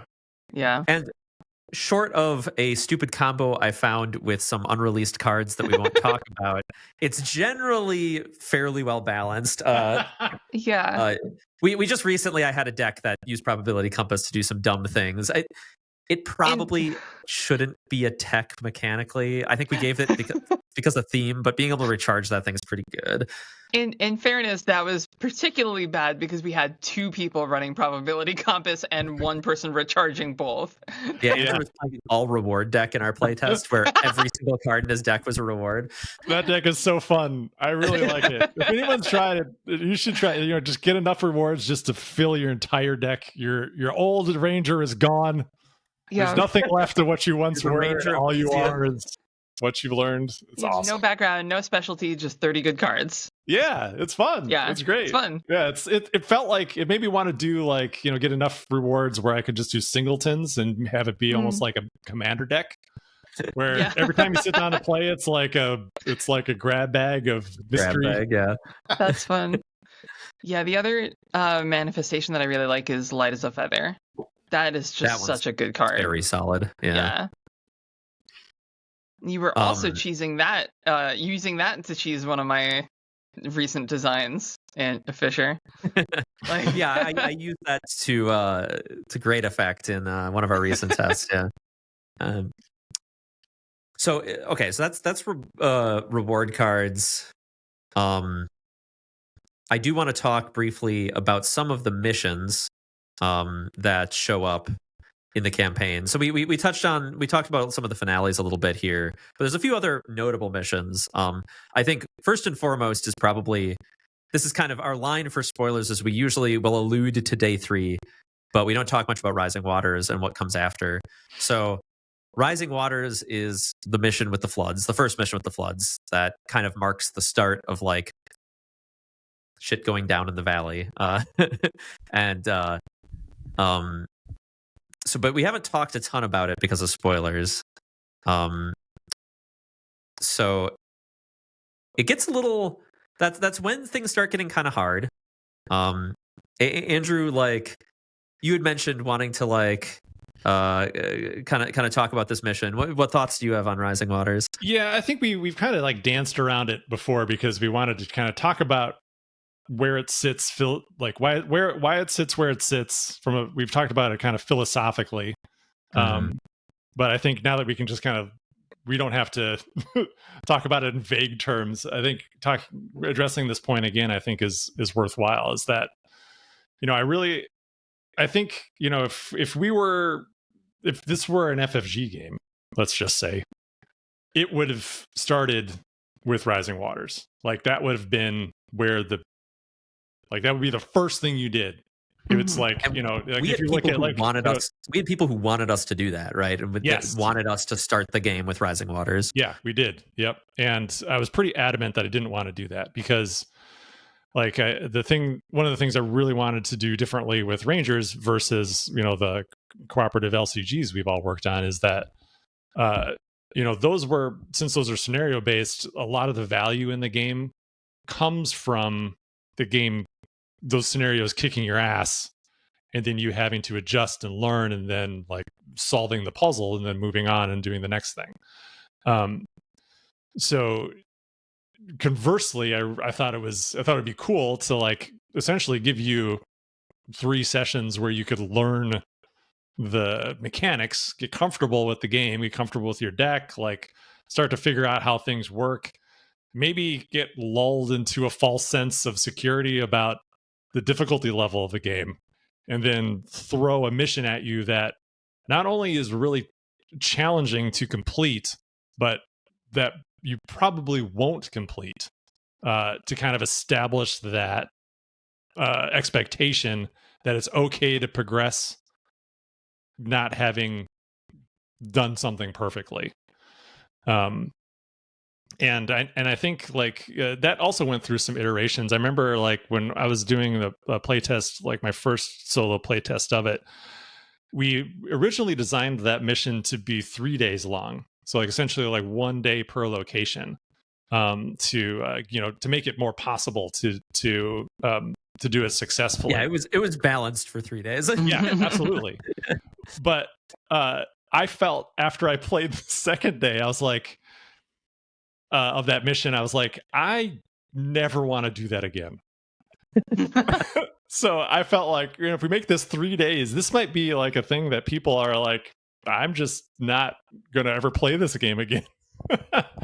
Because I don't want to go back into the situation where where we have a mission and the weather and it's just like constantly raining and it's just awful. You're taking a ton of fatigue, and if you are foolish enough to pick up another mission like a search mission, then you're taking fatigue on 2 challenge effects every single time you do anything. Very, very hard. So anyway, cutting it down to 2 to make it kind of more intense, like more of a accomplishment if you can actually do all 3 locations, save all 3 locations from the flood. Well, I do too, like to a point you made earlier. I like that it's kind of this reality check that like a lot of people will fail this mission, and it shows them it's okay to fail. Like, they'll get some different story, and it'll have these permanent consequences on the locations you didn't save from the flood. So it shows you that the story has consequences, but that your story continues. And it's also this reality check of like, this game isn't just like all happy time frolics all the time, right? Like, it's gonna be hard and gonna pressure you sometimes. Yeah, but I really, I just really liked doing it differently, like essentially like obfuscating the fact that there even is like a big mission that you gotta, like a crisis that happens. Like we don't, like in all of our discussions about the way we talked about this game, like during the Kickstarter and the Game Found, like really just trying to even not talk about the fact that there's stuff that there are dangers, like we say vaguely there are dangers, but not really like get into the specifics. Yeah, we never mention the reclaimers. We never show the reclaimers, right? We don't like traditionally in marketing, you'd plaster like your primary enemy all over the place, right? Right. We specifically just never spoke about them. I know. It's an interesting choice. Speaking of the reclaimers, they are heavily featured in the other mission on my missions to discuss list here, which is, so Rising Waters is an often discussed mission, primarily because of the aforementioned difficulty. Also, like partially because I maybe would have designed Flood a little differently, and it has some jank we needed to errata. This other mission is often discussed because of how hard it is, but it features the reclaimers heavily, so we never talk about it, which is Into the Nest. So we wanted to talk a bit, since this is our opportunity to talk more about Into the Nest. We figured we'd do. I think we've alluded to it before, but we've never like talked about it directly. So this is a mission 2/3 of the way through the game, where you have to find the reclaimers and then go into their nest and like study them, right? And specifically, you have to, clear a bunch of grubs, right? Is that? Mm-hmm. Is that the objective? Yeah, you have to clear 3 grubs. You need to clear 3 grubs. Yeah, but only 2 grubs come out of a reclaimer polyp. So the reclaimers have this life cycle we designed where like the reclaimer seekers. So the reclaimers are these biomelds.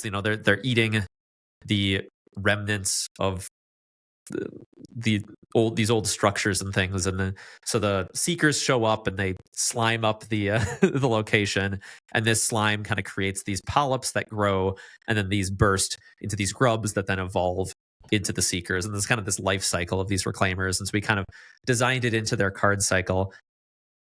And when you go into their nest, you find a polyp, and like it can create 2 grubs, but you need to clear 3.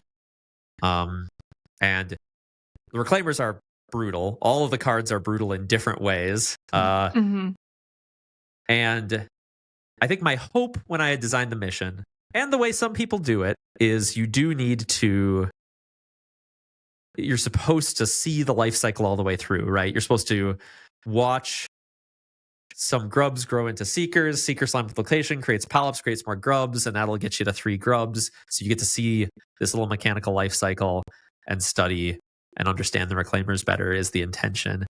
Turns out it's kind of brutally difficult to stick around that location for that long.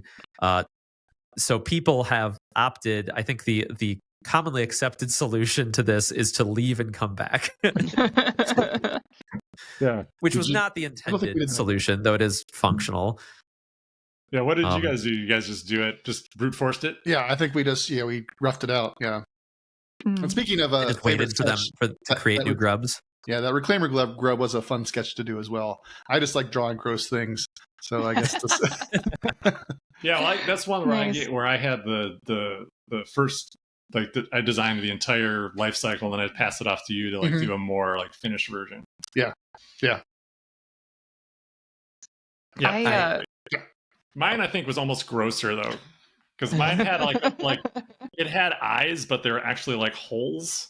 I did a lot more stuff with gross body things opening. I think they were maybe a little grosser, but I like the way yours turned out. Maxine, what were you going to say? Yeah, I was just going to say this is one of those missions where I didn't realize that it was difficult until after joining the team, because when I played it at home, we just used scene through cycles to just grab the 3rd grub. Mm-hmm. And if you happen to have that card, it really makes that scenario much, much easier. But I can totally understand now, having played through it again, if you don't have a card like that, or if you don't have that exact card, that it's much, much tougher. Yeah. When I played it solo the last time with my shaper, on my shaper playthrough, I just fished for the challenge icons to to get that 3rd grub out, and I just eventually and if you do that, obviously there's a chance that that'll never happen, but I got lucky enough where I was able to get that 3rd grub out there. But it was close. I think I definitely, I think it's probably the intended way to complete this is probably too hard and too long. My biggest regret about the mission is that there's kind of this jank workaround of leaving and coming back that's easier. I don't mind. One of the things I love about Rangers is there's emergent ways to solve all the problems, and some cards are silver bullets, and that's kind of cool. It makes the world feel more alive and makes you feel smart for finding the solution. Mm-hmm. But I don't want the workaround to be the optimal solution, right? Or the obvious solution, or the solution most people come to. So I think, this would definitely be a target for redesign if this was still in development, right? I think I would I think we could explore the concept of see the reclaimer cycle through in a way that was a little more direct and not cheesable, and maybe a little, not quite as hard. But we were designing this alongside a lot of other content, so it is what it is. Yeah, I mean, and it like Maxine said, you can also have the experience where it's like a breeze. Yeah, that can happen. I think the interesting thing about seeing conversations about this is it is really frustrating to some people, but thankfully, again, we have our fan Discord where there is if I guess everyone who's listening to this probably has done this already. But I think that's just an incredible resource, because there's a huge thread on this mission specifically with all sorts of ways to solve it, which is cool. But there is definitely if you're just trying to do a brute force and you're not really diving into the card pool, or you're you're trying to not change your ranger. Obviously there's the unwritten rule that you can just bring a different ranger in if you want to at any time. It's cheating. It's just you're calling your shaper friend who's got seen through cycles, and now you'll get through this one. That there are if they don't realize that there are these resources or these other abilities to change it, it can be frustrating, I think, to encounter it, because it is for sure. I think it might be the only mission that we have even in the entire campaign that doesn't have like a if you fail you move forward. Yeah, you've got to do it. You got to do it. It's mandatory. Yeah. And yeah, you got to do it. And it's like, so our storyline branches and comes back together at times. And like, this is a confluence point where different variants all come back together on this mission. So not only is it kind of a pain in the butt, but it's also a pain in the butt everybody has to do. Yeah. Oh, well. But yeah, we could have had like Cal Ivor. We could have had like an I give up option. Like if you've already tried this one day, you can give up, and then Cal Ivor does it for you. Well, yeah, I mean, like I do think one thing we design a lot more missions for success fail states where, like, to your point, this one is one you have to complete at I do think it can time out eventually. I think there might be a day timer where eventually something does happen. Well, I think eventually Spire gets attacked, right? I mean, yeah, I think you're right. That is the timer, which is a long timer. That is a long timer. Long. You can get stuck in this mission for a while. Yeah, so I do think, like, with what we know now, we'd probably design it a bit differently, but a lot of what we were doing when we were building Rangers was a kind of experimental. So yeah. Oh yeah. But this does relate back to the Reclaimers, which is another thing I wanted to talk about on our spoiler cast a bit, more from a creative angle. We talked a little bit about how they function, but we went through a lot of different iterations of what the villains of this campaign could be. So Andrew, Joe, since you helped out a little bit this as well, like, how were the Reclaimers conceived? Why did we end up settling on them as the main threat of our campaign? Yeah. Well, I remember when I finally just settled on it, because you said we talked about it a lot, and it was something that was just kind of like hanging there for a long time. And then I remember like talking to you and Brooks about it, and I remember Brooks being like, "Oh yeah, thank God!" Like very, very happy with it. I don't know, maybe it was just because I finally made a decision, or because it was a good solution. But I think, like, when we first started working on Rangers, it had a far more linear structure. Like the story idea that like Sam and I came up with at the beginning when the Sadlers were working on it was totally different. Like, there's couldn't be more different. There was old brainstorming material from back then, and there was some wild stuff that does not look anything like what Rangers looks like today. No, not at all. It took a while to, like, to work its way into shape. But back then we were like considering it being like more like a sequential story, more like the stories we told in Arkham. And it was originally conceived even more scenario based, at the very beginning. So like a lot of our story ideas were based around that. But yeah, they were. I don't know if I want to spoil the. We're doing spoilers, but I don't know if I want to spoil the things that it was, just in case those things come back, and that could be a fun thing for people to discover. Well, okay, we probably shouldn't mention the stuff that was like originally concepted, but maybe the last step before the Reclaimers, I think, is we have mentioned these things elsewhere already. Yes, and I think it might be a cool Easter egg for people to know, so we can talk about maybe. Yeah, totally. Well, I think ultimately I think my goal was to try to come up with a main story that it felt pressing, but it didn't feel like as intense as, say, like a because like one of my beefs with CRPGs oftentimes is that you have this like dire thing that's happening. Like, if we don't address this, the universe will end. And it's like, oh yeah, but now you go over here romance and help this these guy. 6 different people first. Yeah. But hang on, romance these 6 different people first. Yeah, exactly. Yeah, exactly. And like, there's like a dissonance there, I think, where it's when I played Mass Effect for the first time, pretty big game, pretty small by today's standards, but when it came out, that story was so compelling. I just felt if I was like role playing it, I'm like, why would I do anything than like try to stop Saren and figure out what's going on? So when I played that the first time, I just zipped through it. I played it maybe like 11 hours,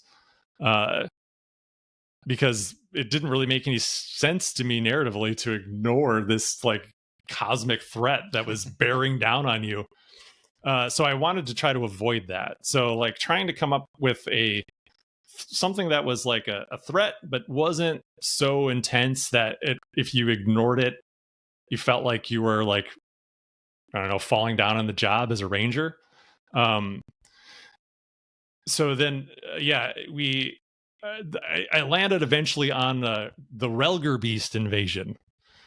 And Relger Beasts, I think they just show up in like I think they mention them at the biological outpost of like these things that come up out of the Verdessa, and then they're in the flavor text of one card.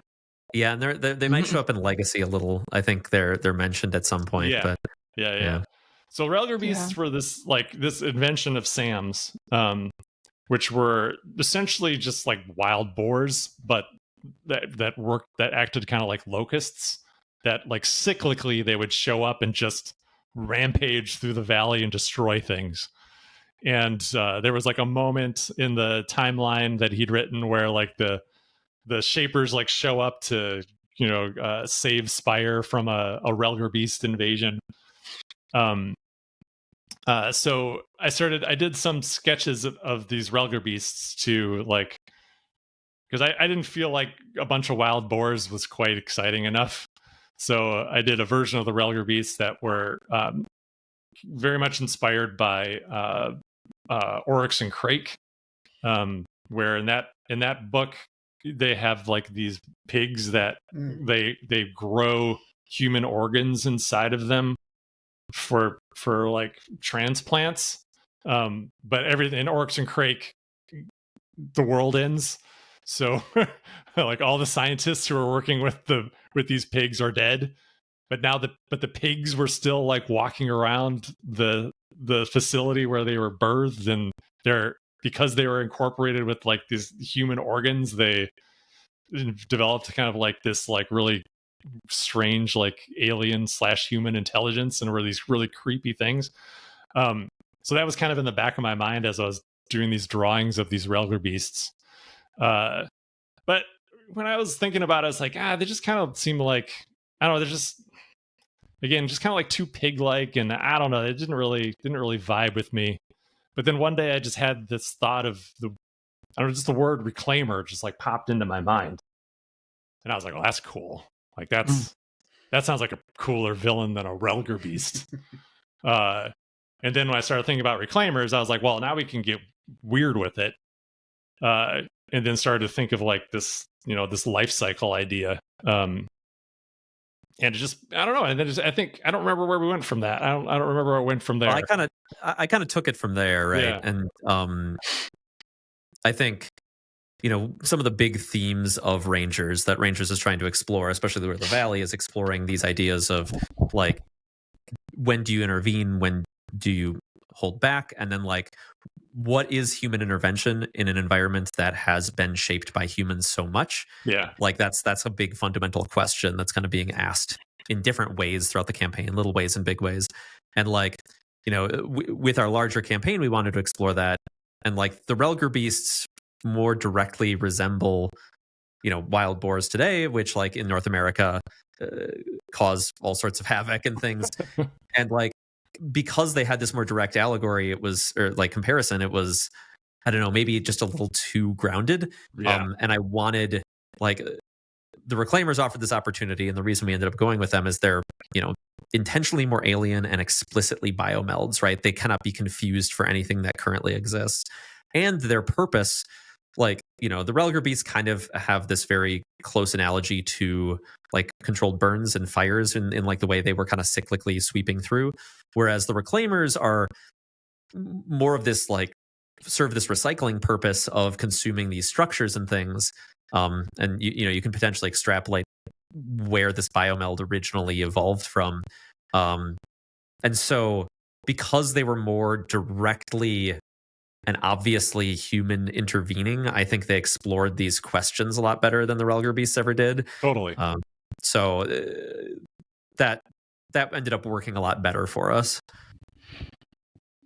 Yeah, absolutely. Yeah, I think they're cool, and I think ultimately, I like also that you never really figure out why they showed up.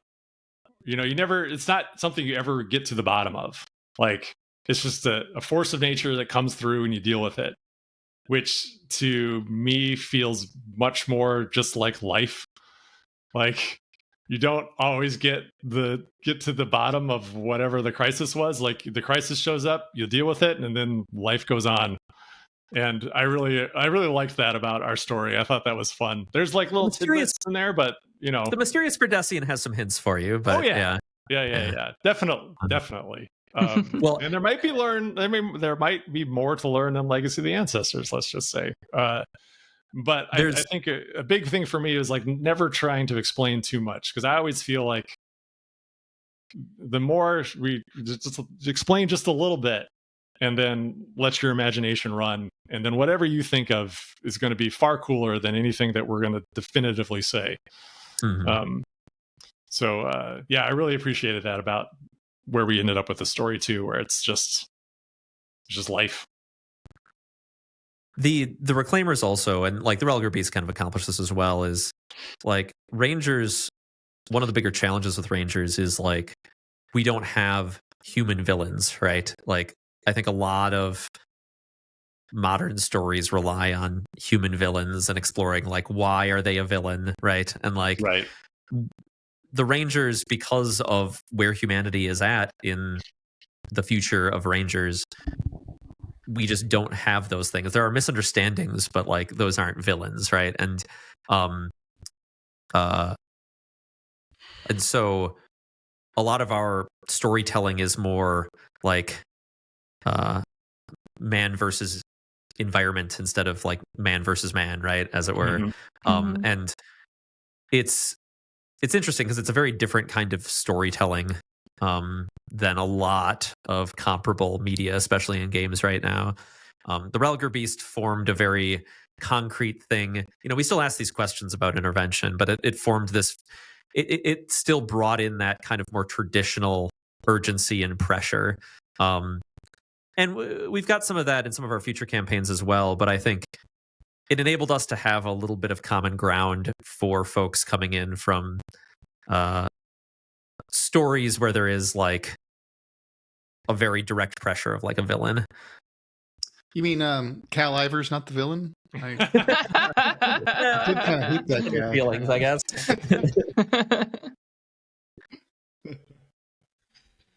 All right. Well, the last thing for our spoiler cast, I did reach out on the Discord and asked if folks had any questions. We got a couple submissions from a couple of our usual faces, and I figure we can kind of talk about those to round out our spoiler cast today. So both of them actually ended up dealing with the branching narrative. First, Turd the Third asked about, in a previous episode, there's been mention of having to trim down the story and the number or depth of different narrative branches for the sake of keeping the campaign guide to a reasonable length and complexity. Are there any characters, locations, narrative branches, interactions, other story elements that didn't make the final cut that you'd care to talk about? Were there any particularly difficult decisions during this process?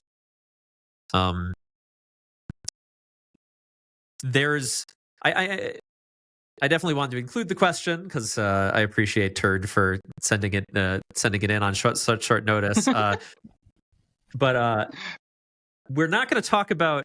There's a good amount of stuff that was cut that we're not going to talk about because it's in other stuff. There's a bunch of stuff that was cut that's going to come in future products, so we don't really want to talk about it explicitly. Yeah, I mean, there's a huge, essentially an entire, act of this, the structure of what we've built with these, with the campaign expansions, that everything got shoved off to the next one. But I can talk a little bit about it. There's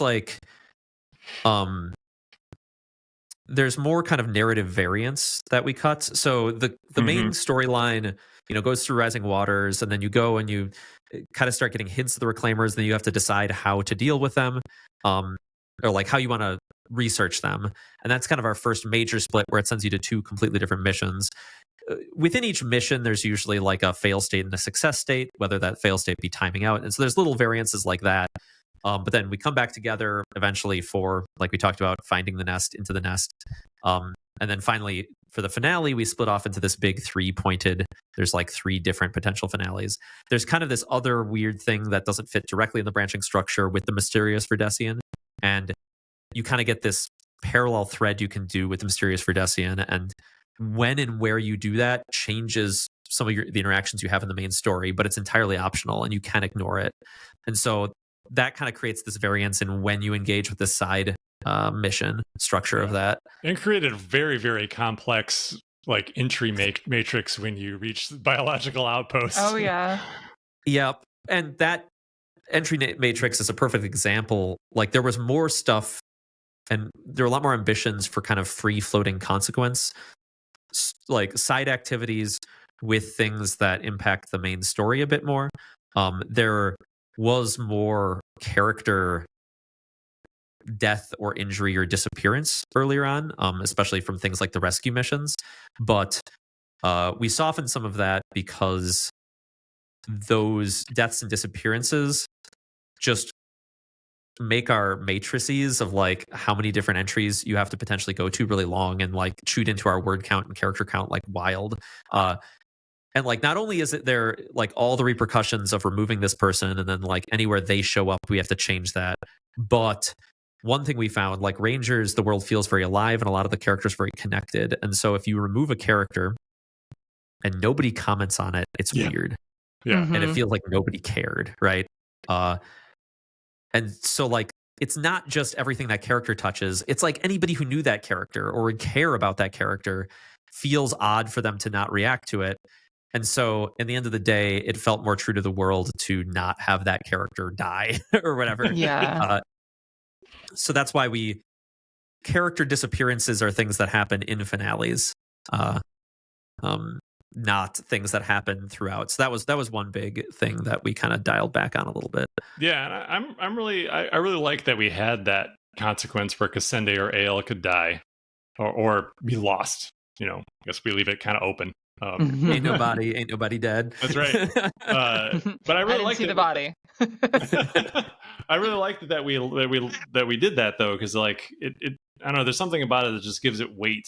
That it just feels as far more significant, and feels more cinematic. You know, it feels more like a movie. Especially like where again with the rating that we're going for. Be more traditional for like, oh yeah, there could be a death, but it's going to be significant and it's going to happen at a very pivotal point in the story. It feels right. Yeah. Yeah, I would have loved to have far more reactivity. I remember one of the things I talked to you about coming out of one of my early playtests was like, I wish that like Calypso would be able to like comment on where you are in the story, for example. Because we just had a thing the other day when I was playing with my buddies where, you know, we just completed Rising Waters. And we have that thing with Calypso where she's like, you know, hey, go to Spire and talk to the Elder. And she's freaked out. But then we immediately met her in Cal during training, you know? Yeah. And it feels like, No, we could have totally done that with Calypso too. You could probably make like, her little activity with Cal was always just to teach you about fatigue and it's okay to take fatigue. And like, we could have just removed that and made her just have different words of wisdom for you no matter where you're at in the story. Oh, sure, that yeah. That would have been doable. Like, we were just cranking out side activities at that point, you know? Yeah. I mean, at some point we have to stop writing, you know, that's really where it came down to with the campaign guide. It's like, okay, well, we have to finish this thing and send it off to the printer. Yeah, you don't want to have like with a the 200 Valley, we could. Oh, sorry. Go ahead, Maxine. No, sorry. I was just gonna say you don't want to have like a 200-page campaign guide either. Like there's got to be an endpoint. There's got to be a limit. Otherwise, you could end up with as much dialogue as like Hades has, which is an obscene amount of permutations. Right. And as cool as that is, it's hard. It's easy to do that in a video game when you have the infinite space to do that. But in a tabletop game, when you have a booklet that you're flipping through, it's onerous. Mm-hmm. Well, we've talked about the idea of like, what if we expanded the Living Valley to be more reactive? Mm-hmm. And we could, but like, it's also tricky.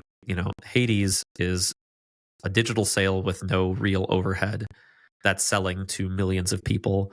Yeah. We are a physical good printed in the United States, so we have a lot of like other costs on every unit sold that we're selling to an order of magnitude less people than Hades is selling to. Yeah.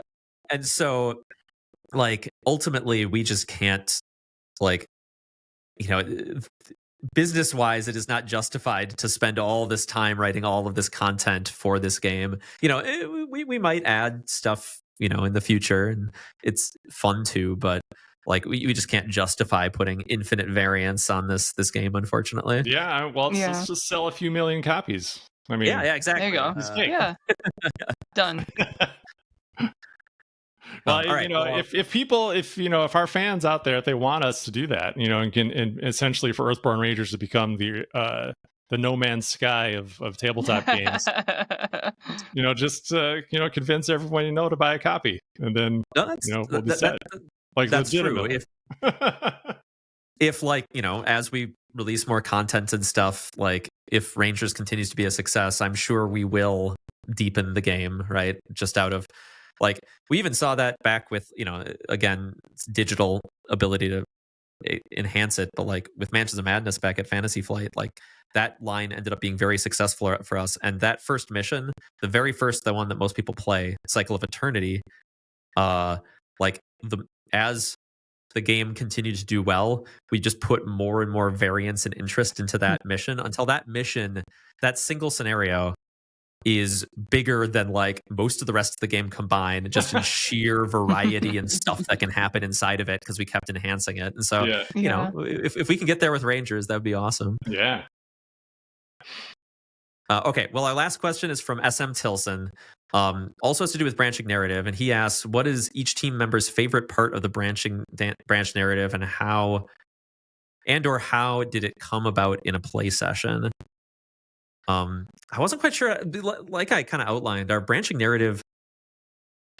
actual branching narrative itself isn't like, we've got a lot of variants of like which missions you succeed or fail, but it isn't like hyper complicated. Yeah. I think most of my favorite stories come from like weird emergent interactions, more than like the actual branching story itself. I have to say, we held on to that biscuit basket for quite some time. How long is quite some time? I don't know. It was a couple days, I think. And then like I finally was like, I'm just going to eat one. And then Cal shows up and picks a biscuit crumb off my uniform, but yeah. How dare you? We did get quite a laugh out of that one. I think for what it's worth, my favorite part of the branch narrative is the moment where you get remove the reclaimers, and it just tells you, figure it out. There's 3 ways to do it. We're not going to tell you where to go. And I thought that was really cool, because it's kind of the first time after Rising Waters that the story truly just kind of opens up and lets you kind of tackle it whenever and wherever you want. And I thought that was super cool. I especially loved the fact that it didn't say like, go here or here or here to advance the mission. It just says like, figure out a way to remove the reclaimers, and like it hints at like where you can go. And I thought that was really cool. Awesome. Fischer and I talked about that moment a lot. Yeah. it landed for me for sure. Well, that's vindication. I definitely fought to keep that moment. I like that sort of thing, but I also have been playing Hell Is Us, a game in which it drops you in the world and says, "Oh, like, figure it out." Yeah, I think. Oh, go ahead, Andrew. Oh, if you have more to add to that, I was going to go on to the thing that. No, yeah, go ahead. Yeah, I think my favorite thing is on the back end.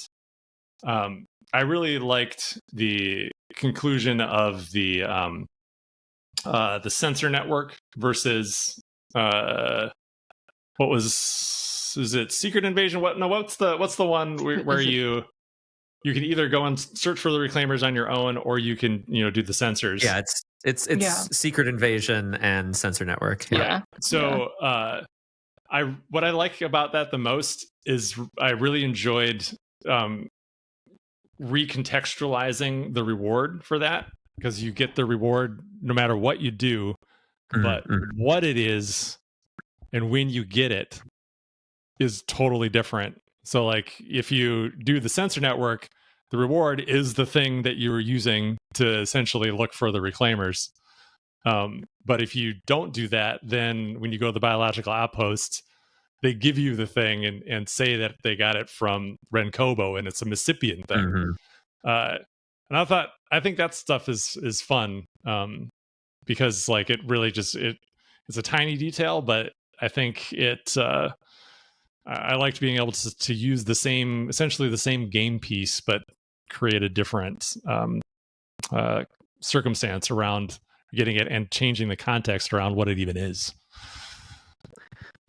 That's cool. I think my favorite moment, as far as like narrative impact, maybe not favorite as far as like liking it to happen, but is losing Ale or Cassende. Like I've seen a couple now times people, they kind of like get what kind of game Rangers is and get that it's like, like a fairly friendly world, and like we don't have much character death in it, right? And then but then when things get really important and really tense, and then this person is lost, like I've seen it hit people quite a bit, and so like I do kind of like that, but I think we handled it with enough grace and weight, especially in what people say about it when you go to Lone Tree at the end, that like it feels like they were like handled with respect, right? Like so I think those are my favorite things that we kind of how we managed to work them in. Nice. Yeah, I really like all those Lone Tree, like the moments at the end where you kind of just go through a checklist of all the things you did. Those were really fun to Sam did a really good like initial pass, and it was really fun like fine tuning those and finding new things. Like I remember the Cassende almost smiled event was one that I added very, very late, and that was a really fun thing to like give her a little bit more personality and let you have that moment to connect with her when she survives, obviously. All right. Well, thank you to both of you for sending in those questions. Well, true to form, we went over 2 hours with Anders here. Sorry, I'm not as tight of a host, but that wraps up our spoiler cast. Thank you everybody so much for loving and playing Rangers. Most of you listening have probably played through all of Lure of the Valley, so thank you so much. We'll definitely be doing one of these for Legacy at some point. We're going to give you a bit of time to get through that one though before we do that episode, so you've got time. So thank you again, and follow us on social media, reach out at info@earthbornegames.com with any questions, and we'll see you in 2 weeks. Thanks everyone. Bye. Bye. Bye. Bye.